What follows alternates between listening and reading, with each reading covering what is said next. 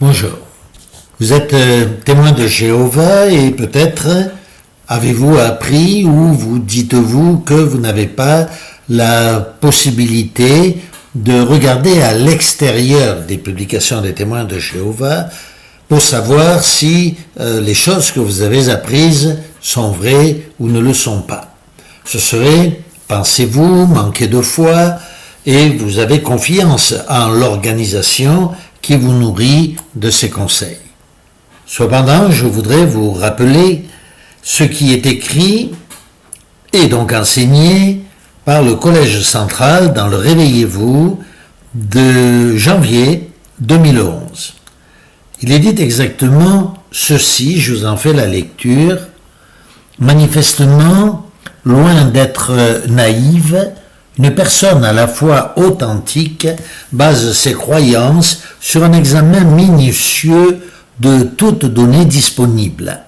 Un raisonnement, à partir de tels renseignements, apporte la conviction que des choses pourtant invisibles à l'œil humain sont des réalités.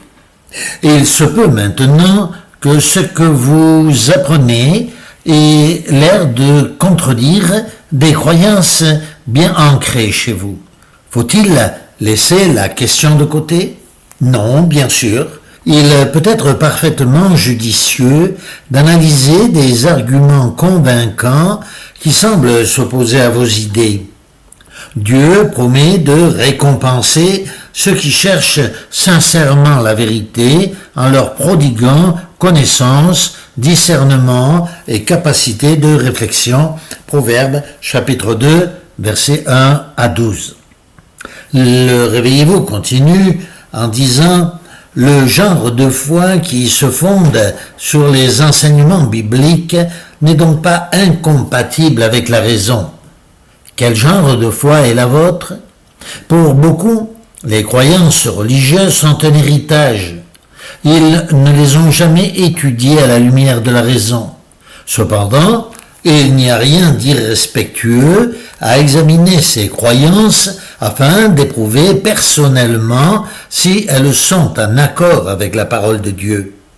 Les Écritures nous encouragent à éprouver les paroles inspirées pour voir si elles viennent de Dieu. 1 Jean, chapitre 4, verset 1.